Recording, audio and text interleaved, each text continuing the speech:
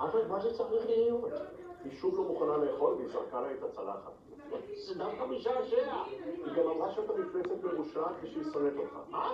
חוצפנית. היא גם אמרה שאתה מגעיל ובלתי נסבל. הבנתי. ומעצבן. זהו? כן, אני חושב שכן. אל תדאג. כשנשלים את המשימה שלנו נוכל לשחרר אותה ואז היא תבין שאני צודק. או, סוף סוף! כמה שעות אפשר להיות בבית הספר? יש לי פגישה עם אלן. היום אחר הצהריים בחירה. מצוין. ואת תחזרי עם הציפורן של החתול, ואז אף אחד לא יוכל לעצור אותי. הזכרתי. היא גם אמרה שאתה רמאי ושקרן. אלפרד, יש לך.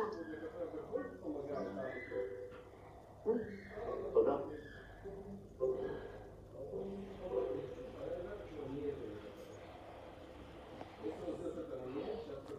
נגמר בית הספר סוף סוף. אני הולך לדבר הביתה?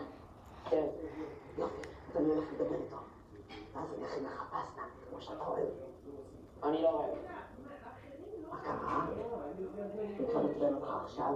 אף אחד לא עצבן אותי, אבל אני עדיין לא מצליח לעזור לי בו, ואחרי כבר עוד כמה ימים. נכון. ואת אמרת שתעזרי לי. אני עוזרת, אל תדאג. Какое предложение есть сейчас? תתאמין.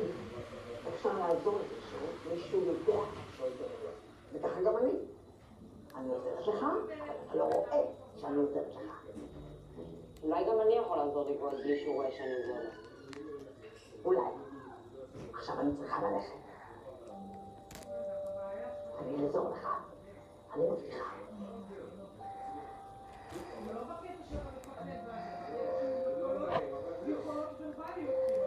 חשבתי לא מעט על ההיעלמות של גוגו ועל שאר הדברים המשונים שמתרחשים בדירה, ויש לי חשודה.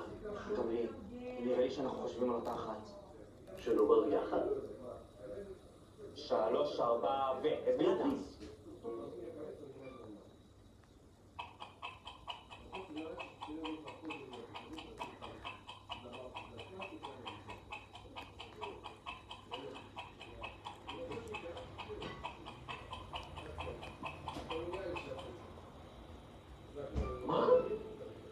מה זאת אומרת אתה לא יודע? אני לא יודע, איפה ביאטריס גרה?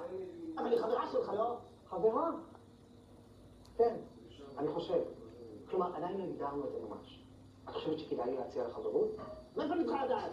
כי מרגיש לי שיש בינינו משהו?